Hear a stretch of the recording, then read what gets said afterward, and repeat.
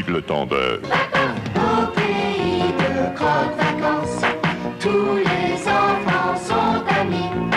Venez rentrer dans la danse. Croque la chance et croque la vie. Regardez le soleil, mille étoiles, s'amuse en liberté. Et la lune sous sa toile, si c'est la nuit d'été. Croque la neige et croque printemps. Vive le temps de crotte-vacances.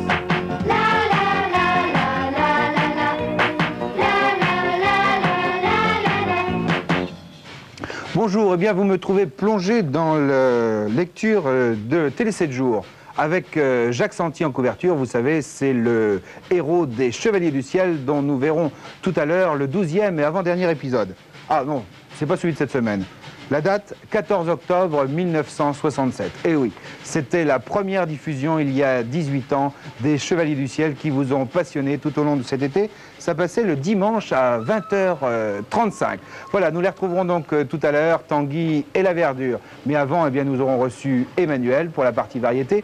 Nous aurons été faire un petit peu de radeau avec 6 jeunes qui ont décidé de passer des vacances originales. Arsinoé nous attend avec bien sûr les candidats de Crac Vacances, encore des choqués de la route.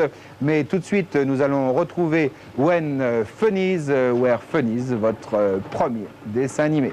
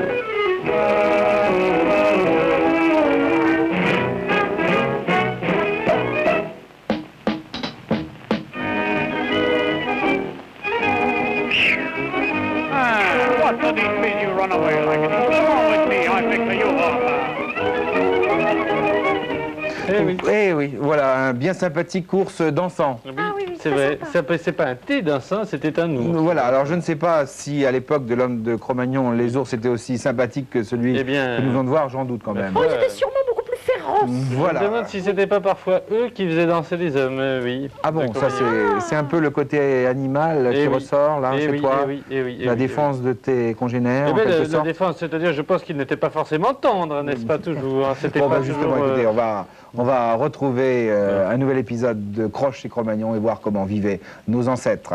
pas toujours bon de s'endormir hein, avec son petit ours à côté de soi.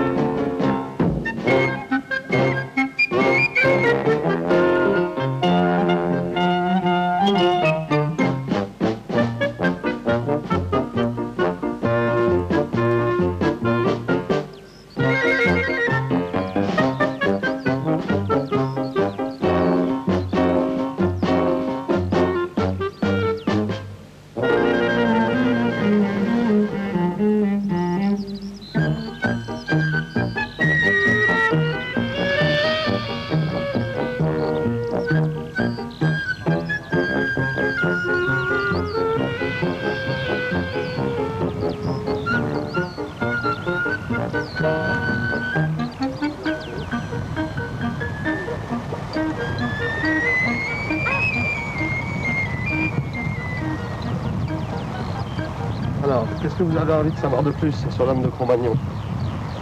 J'aimerais savoir plein de choses. Ah ouais, moi aussi, j'ai plein de questions à te poser. Bon, on va s'asseoir là, on va parler de tout ça.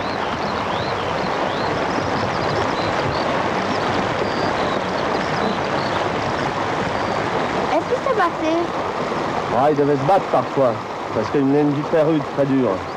Il faisait la chasse aux rennes, la chasse aux mammouths, qui sont des animaux dangereux, et ça devait être des gens beaucoup plus forts que nous. Alors parfois, il devait se battre. Mais d'un autre côté, on ne pense pas qu'ils faisaient la guerre. Au moins pas comme on l'a fait maintenant, hein. On n'a pas trouvé de squelette avec des traces de flèches dedans. Donc on n'a pas de preuve qu'ils se soient tués entre eux. Mais parfois, ils devaient se battre, certainement. Est-ce qu'il y avait des villes? Non, il n'y avait pas de ville, non, pas du tout. Il n'y avait même pas de village, vraiment. Il y avait des groupes, des fois, ils devaient être en groupe peut-être d'une cinquantaine de personnes au maximum. 2-3 tentes, 2-3 cabanes, ou 2-3 familles dans un abri sous roche. Mais ils ne vivaient pas en grand groupe humain, hein, c'était juste des petits groupes. Est-ce qu'ils voyageaient? Ah, ils devaient voyager, c'est-à-dire qu'ils ne restaient pas au même endroit comme nous, hein, ils ne vivaient pas toujours au même endroit. Alors ils devaient tourner sur une région peut-être de 50 km, hein, 50 km de large, et puis aller l'été dans un certain endroit, l'hiver dans un autre, et puis ils devaient connaître par exemple les gisements de silex dans un troisième endroit. Alors ils se déplaçaient comme ça, sur des petites superficies. Mais parfois, certainement, il y en a d'autres qui partaient très loin, qui marchaient, qui traversaient les montagnes, les plaines, et qui allaient d'une région à une autre. Certainement, il y a eu des gens comme ça qui ont décidé de partir de leur groupe, et qui sont allés très loin, qui ont peut-être traversé toute l'Europe, on ne sait pas. Est-ce qu'ils travaillaient beaucoup? Alors, on ne peut pas répondre directement comme ça, parce que leur vie était différente que la nôtre. Il n'y avait pas d'un côté le travail et de l'autre côté le loisir. Hein, tout était uni. Alors, par exemple, pour leur travail, disons d'aller chercher la nourriture, ça devait leur prendre peut-être moins de temps que nous, d'aller chasser le renne ou le mammouth. Mais c'était en même temps beaucoup plus difficile et beaucoup plus dangereux. Ils devaient vivre complètement en accord avec la nature, hein, comme personne ne peut vivre certainement maintenant. C'est-à-dire devaient être beaucoup plus sensibles au froid, au chaud. Il ne faut pas oublier que c'était des époques glaciaires, donc plus froides, mais qu'il y avait aussi des saisons. À certains moments, il y avait le printemps, la chaleur arrivait, l'été, il devait faire relativement chaud, puis de nouveau l'automne, puis l'hiver. Donc il devait être sensible à tout ce climat. On devait avoir des sens beaucoup plus développés, l'odorat, la vue, l'ouïe. Il devait pouvoir reconnaître sûrement de très loin un vol d'oiseau dans le ciel, reconnaître quelle race d'oiseau c'était. Il devait pouvoir au son reconnaître un oiseau ou aussi d'autres animaux. Il devait pouvoir même à l'odeur sentir un troupeau de rennes ou de mammouth au loin. Il devait vivre complètement en harmonie, en contact avec la nature. Mais harmonie, ça ne veut pas dire une vie facile, parce que la vie de la nature est difficile. C'est aussi une vie où la mort est présente à chaque instant. Ils devaient subir tous les orages, les intempéries. Il ne faut pas oublier aussi que c'est une époque où il y avait certains volcans encore en éruption. Donc il y avait tout ce côté de puissance, de magie de la nature qu'ils devaient ressentir très fortement et ce qui devait éveiller en eux un sens du sacré très fort. Qu'est-ce que ça veut dire, le sacré? Le sacré, c'est un peu difficile, bien sûr. C'est ce que certains appellent le sentiment religieux. Mais en fait, c'est plus vaste que ça. Ça veut dire qu'on pense qu'on n'est pas la seule puissance dans le monde. Que chaque chose dans l'univers a une puissance propre. Que ce soit le feu, les arbres, le ciel, les oiseaux. Chaque chose a une puissance propre. Et donc, on n'est qu'un élément parmi tout l'univers. On sait que les hommes de Cro-Magnon avaient ce sentiment parce que c'était des hommes. Et ça, c'est une caractéristique de l'être humain, c'est d'avoir ce sentiment-là. De même qu'ils avaient un culte des morts. Par exemple, on a retrouvé des sépultures où les squelettes avaient des positions curieuses, ou bien étaient recouverts d'ocre. Et on a même retrouvé dans un endroit un squelette qui avait été enseveli sur un lit de fleurs. Comment on sait que c'était des fleurs autour du squelette? On a trouvé dans un site tous les pollens, qui étaient les pollens, c'est ce qui reste des fleurs, hein, tous les pollens qui étaient sous le squelette. Et ils parlaient entre eux de tout ça? Bon, ils devaient en parler certainement, dans la mesure où ils avaient aussi beaucoup de temps libre, et aussi certainement ils faisaient beaucoup de musique. Ça, on n'a pas de preuve directe, sinon quelques petits instruments, mais il est à peu près certain, comme chez tous les peuples primitifs, ils devaient faire de la musique et de la danse.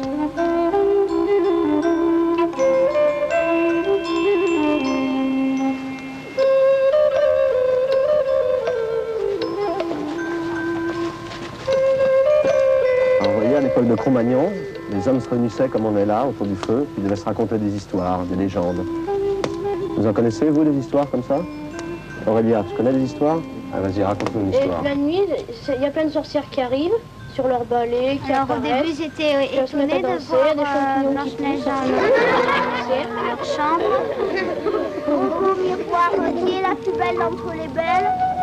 Il y a Chimène, il y a Joyeux, il y a Choum, Joyeux, il y a Protecteur, elle avait trempé dans une potion empoisonnée. On est vraiment bien là. Oui, oui, mais alors, je ne sais pas, mais vous entendez? J'ai l'impression qu'il y a quelqu'un qui appelle. Tu entends quelque chose Ouais, ouais. même? Non, parce que tu es silencieux là. Peut-être tu écoutes là. J'ai l'impression que quelqu'un nous appelle de Macao. De Macao? Oui, oui, de Macao. C'est tellement loin, on n'entend pas très bien. La communication est faible, on ne reçoit que 1 sur 5. Voilà. Macao! Bon, j'ai l'impression que c'est Emmanuel qui nous appelle de Macao. Tiens, Emmanuel. Bon, rassurez-vous, Emmanuel, c'est la chanteuse. C'est quel, Je t'appelle de quel Macao, numéro c'est le titre. Quel numéro, Emmanuel?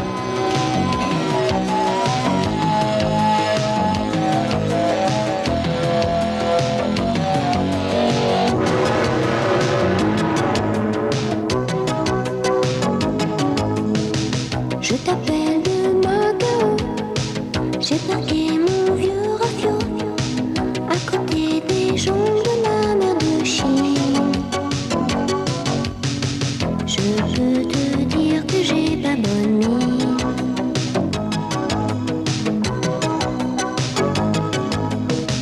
Je t'appelle de Macao, tu sais ici il fait chaud et j'ai la sueur qui me dégouline. Je peux te dire que j'ai pas bonne mine.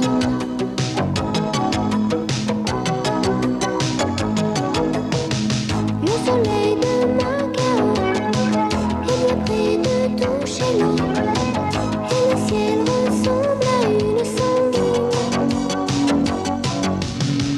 Dans les rues, les casinos vont cavaler leur gogo au rythme des néons qui s'illuminent. Je t'appelle de Macao, dans le port un vieux cargo va partir ce soir pour les Philippines.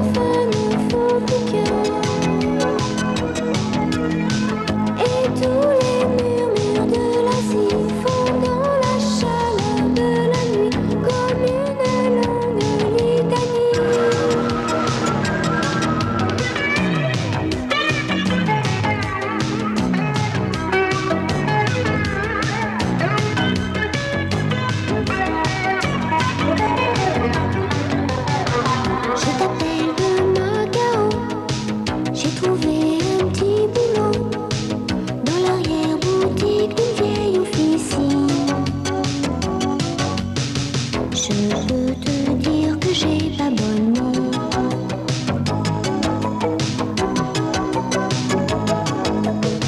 Je t'appelle de Macao, je sais bien que c'est idiot, mais tu me mens plus que tu n'imagines. Je peux te dire que j'ai pas bonne mine. Je peux te dire que j'ai pas bonne mine. Je peux te dire que j'ai pas bonne mine. Je peux te dire que j'ai pas bonne mine. Je peux Voilà, ben nous non plus, nous n'avons pas bonne mine. Voilà, Moi aussi, les- j'avais pas bonne mine. Est-ce que tu me regarderais comme ça aussi, Isidore? Comment tu veux que je te regarde? Je sais Non, pas, non, mais je ne comment. parle pas. Je ne parle pas de l'apparence physique. Non, elle avait une mine de papier mâché avec sa Voilà, lettre. non, parce que nous n'avons pas bonne mine. Nous devons maintenant annoncer la séquence suivante, les choqués de la route. C'est vrai? Et figurez-vous que c'est un nom choqué. Un nom choqué. Oui, C'est-à-dire voilà. un nom choqué. Comment c'est un nom choqué? Albert, Bah, Edmond Edmond choqué? Non? Albert. Non. Alors je pense que notre reporter va nous en expliquer Ah bon. un petit peu plus sur ce nom choqué Le papa qu'il du choqué, c'est le père choqué. qu'il a découvert aujourd'hui. Bonjour. Ah, monsieur, voudriez-vous être notre choqué du jour? Volontiers, mais qu'appelez-vous un choqué? Eh bien, ce n'est pas facile à expliquer. Allez-y, n'ayez pas peur. Bien voilà, un choqué, ce serait un peu un cinglé de la route qui aurait pris des chocs. Je vois, mais vous tombez mal. Je suis un conducteur calme, prudent. Je m'amuse même à respecter scrupuleusement les panneaux et les limitations de vitesse. C'est un jeu passionnant, vous savez. Vous êtes toujours aussi courtois? Bien sûr, on est si bien dans une voiture. Et puis les autres conducteurs sont des êtres humains. Il faut les respecter. À quoi bon s'énerver? C'est formidable. Voulez-vous me rejoindre ici? Avec plaisir. Ah, si vous voulez bien regarder la caméra 1. Ah, doucement, hein? Je suis un automobiliste, pas un piéton, petit... Armoire! Ben, ça s'arrange. Il se transforme en loup-garou. Que va-t-il se passer? Les grandes dents vont lui pousser, ça va être terrible. Respire, calme-toi, respire là. Reprends ta respiration. Si tout le monde s'y met, je crois Oh que là là. enfin, il est temps, c'est notre dernière Oh non, mais semaine. tu vois, moi je suis très calme. Hein. Heureusement, oui, Ah oui, heureusement. Bon, très calme. bien, tout à l'heure, là, on parlait un petit peu de ce qui se passe sur la route, mais autres dangers qui menacent parfois le feu. La myxomatose. Non, le feu. Ah, Le pardon, feu. je croyais les lapins. Non, non, ça, j'ai non, horreur ça va. que tu parles de Non, ça. ça va mieux, je crois, de ce côté-là. Ah oui, non, Donc, nous avons été vaccinés le feu depuis et le temps. de plus en plus, maintenant, on essaye de trouver des procédés pour lutter contre le feu, C'est que ce vrai. soit dans les usines, dans les écoles. C'est important. On va en voir d'autres, d'ailleurs, justement, avec nos amis les soldats du feu. Non, ça c'est bien. Les soldats du feu? Oui, sapeurs-pompiers. Ah oui. Voilà ce qui parfois risque d'arriver à la suite d'une imprudence. Un chalumeau mal dirigé, et c'est le drame, le feu. Pour sauver les personnes dont les vêtements sont enflammés, une création assez récente, la couverture anti-feu.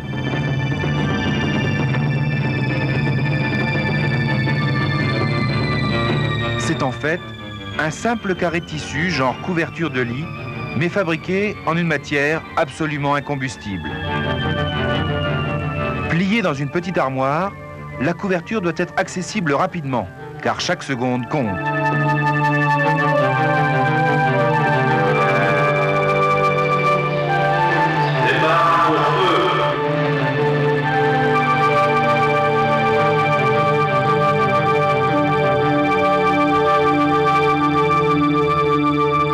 Pour lutter contre l'incendie, il existe aussi le vêtement de pénétration, une sorte de combinaison intégrale.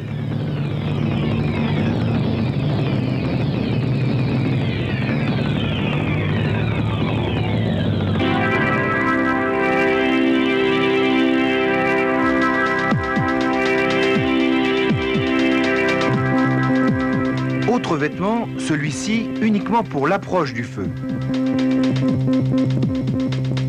Il faut à peine 30 secondes pour s'équiper. Les tissus utilisés, de l'amiante aluminium, des fibres de verre.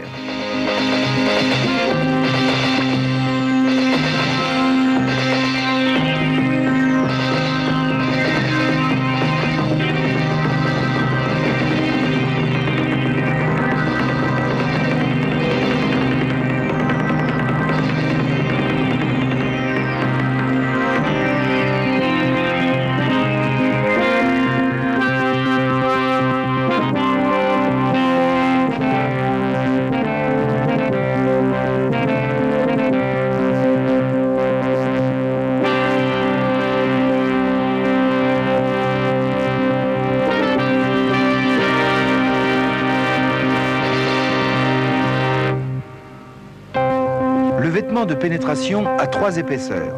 À l'extérieur, un tissu incombustible qui résiste à la flamme et aux plus hautes températures.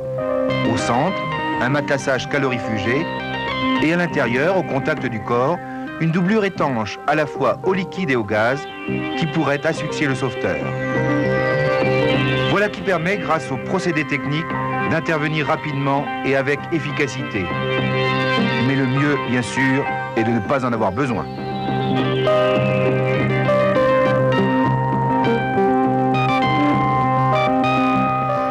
Voilà, encore une petite découverte, justement, grâce à ce rapport. Oui, c'est vrai, mais enfin... Voilà, oui, c'est un métier courageux. À nous sauver. Vraiment, moi j'ai une grande admiration. Bon, Toute petite, je voulais être sapeur-pompière. Oui, absolument, pourquoi pas? Ah bah pourquoi pas, oui, Écoute, effectivement. Et on m'a dit que non. C'est toi qui as inventé ce nom ou c'est comme ça qu'on les appelle? Non, moi je sais pas, ça n'existe pas encore. Ah, ça n'existe pas? Bah non. Bon, eh ben non. Mais j'aimerais bien être la première. Ah oui, ah bah... Ah oui, Oui. Pas de dans le feu, Comme les... avec le vêtement de pénétration. Bon, ouais. D'accord. Eh ben voilà. Bon, écoute, On saura tout sur sa vie privée. je pourrais Bon, innover écoutez. pour de nouveaux matériels. Bon, alors, tu te bon, mettrais bah, comment c'est dans tout, cette c'est tout, là. combinaison? On va Tu pas serais comment faire la journée là-dessus. Non, Tu Parce crois que que- ça tirait, cette combinaison? bon, sûrement. Maintenant, moi je vous propose, avec les infomagazines, de découvrir 6 jeunes qui ont choisi n'étonnera un pas, mode mon feu. de locomotion assez original pour partir en vacances. Ils sont partis en radeau, 6 Ah bah. hommes sur un radeau. Ah ben, ça, après le feu, l'eau. Voilà. Volant sur leurs drôles de machines, il y a maintenant les fous flottants sur leurs ovnis. Plus périlleuse que l'aventure de Bogart sur l'African Queen, plus fou que Klaus Kinski dans Fitzcarraldo, les 6 Blésois intrépides s'attaquent au plus grand fleuve français, la Loire, réputé indomptable. Et avec quoi? Un piano et des WC. De Blois à Saint-Nazaire, leur parcours sera parsemé d'embûches, bancs de sable, ponts, péniches. Ramer oui, galérer non, telle est leur devise, de ces jeunes prêts à toutes les audaces. Pendant ce périple, on va essayer d'aller à Saint-Nazaire. C'est le but déjà de la manœuvre. Et puis, bon, on va prendre tout notre temps. On va essayer de ne pas avoir trop de casse. Si on casse, on essaiera de réparer en cours de route. Et puis, pour l'instant, on connaît pas mal de gens qui ont essayé de partir de Blois jusqu'à Saint-Nazaire et qui se sont arrêtés à Saumur ou Angers, mais qui n'ont jamais été plus loin.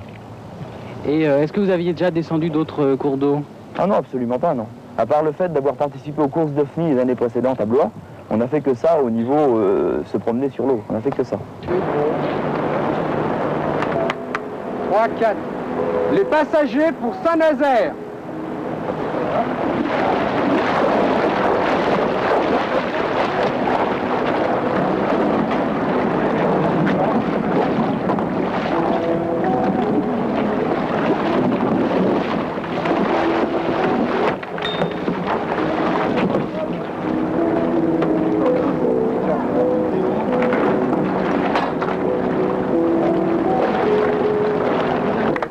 Voilà, aux dernières nouvelles, ils sont sains et saufs. C'est vrai? Il faut le préciser. Oui, Enfin, un curieux radeau quand même.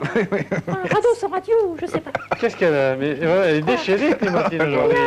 Hein? Aujourd'hui, je ne sais pas. Ah, ouais, je ne sais non, pas. mais c'est l'eau qui la met dans cet état, oui. Ouais. T'as pas trouvé C'est bizarre le radeau? Non, non, mais je te préparerais bien avec une petite marinière. Tu veux pas t'acheter une marinière? Bah écoute, si tu me la payes, je veux bien. Oh là là. Bon, quelqu'un qui a un maillot rayé aussi, eh bien c'est notre ami Arsinoé. Alors je ne sais pas s'il a la même forme que toi va aujourd'hui. Nous allons le retrouver pour notre jeu Crac Vacances.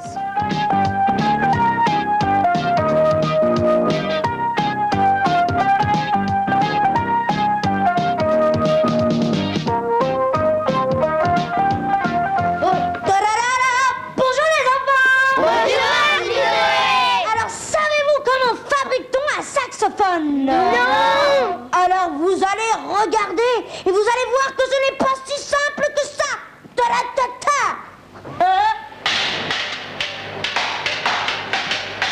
Pour le saxophone, tout a commencé le 3 février 1844, lorsqu'il fut inventé par monsieur Adolphe Sax.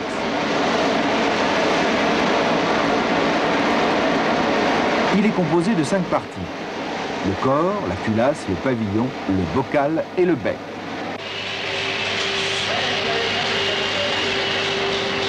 Pour l'ensemble de l'instrument, plus de 400 pièces détachées sont nécessaires.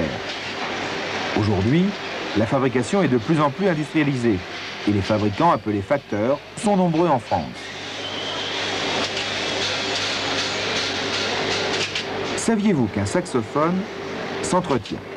Comme une voiture, il faut le confier à un réparateur après une période de rodage. Le principal ennemi de l'instrument étant l'humidité produite par la condensation.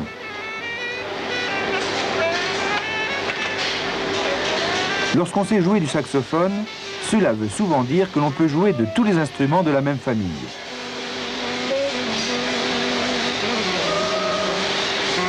Des orchestres classiques aux musiques militaires, on le trouve partout, sans oublier le jazz. Comme le disait le célèbre compositeur Rossini, le saxophone est une belle patte de son. Oh là là, c'est difficile à faire, mais encore plus difficile à jouer, hein. Oh, Oui, bien justement, Arsinoé. Oui. On va jouer maintenant. Ah oui? Non pas d'un instrument de musique, mais avec notre première série de questions qui s'adresse à Cynthia et David du groupe numéro 2, le cours élémentaire première année. Alors vous savez bien sûr que dans un orchestre, il y a des instruments à vent, Oui. des instruments à percussion, Oui. des instruments à cordes. Oui. Alors vous allez entendre un extrait d'un morceau de musique. À vous de me dire, avec vos petits cartons, s'il s'agit d'une musique faite avec un synthétiseur, ou s'il s'agit d'une musique d'un orchestre, ou encore avec des chœurs numéro 3. Oui. Alors, 1 synthétiseur, 2 orchestres, 3 des chœurs.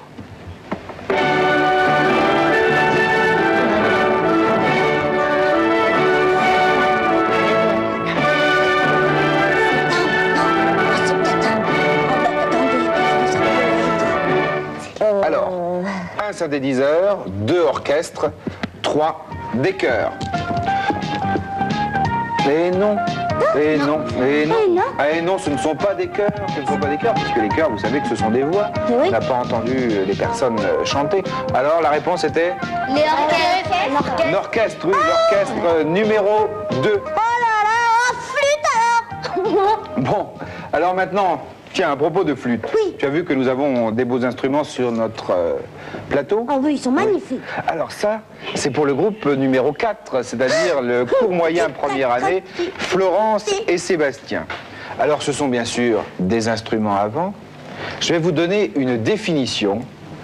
À vous de me dire à quel numéro et à quel instrument correspond cette définition. Je suis bretonne et on m'appelle la bombarde. S'agit-il de l'instrument numéro 1, de l'instrument numéro 2, ou de l'instrument numéro 3, ou encore du numéro 4?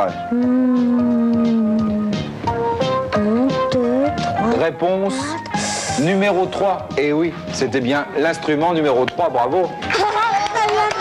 Alors, vous voulez peut-être savoir ce que sont les autres instruments? Oh oui, oui, moi je veux savoir, moi. Alors, le premier Oui. est un chromorne. Qu'est-ce que c'est? Oui, mais je t'en parlerai tout à l'heure. Ah, d'accord, très bien. Le deuxième est une flûte à bec piccolo. Oui. Et le troisième, donc notre bombarde. Et le quatrième était bien sûr une flûte de pan. Ah oui, c'est beau. Oh, ah bah, j'en ai appris des choses, hein. Notre record info du jour, hier, nous avons parlé des danseurs. Eh bien, aujourd'hui, moi, je vais vous parler d'un musicien qui a quand même fait quelque chose d'assez exceptionnel. Il s'appelle Otto Funk. Et à l'âge de 62 ans, il a parcouru la distance entre New York et San Francisco, soit 6702 km, tout en jouant du violon.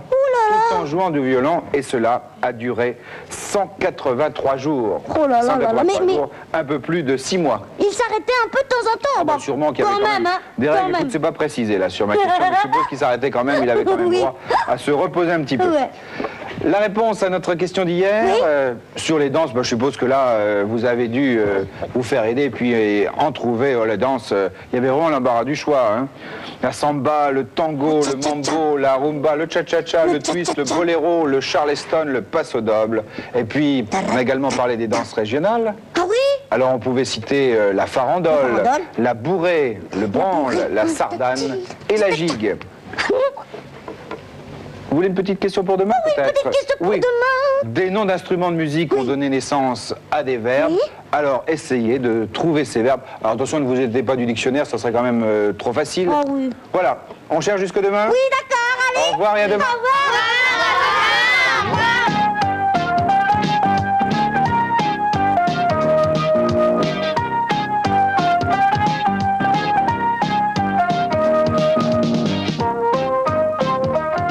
À demain, et bien sûr, il sera encore question de musique. De quels instruments peut-il bien s'agir? Ah, bah écoute, je ne sais pas, là... La flûte, je trouve pas, moi. Bon, d'accord.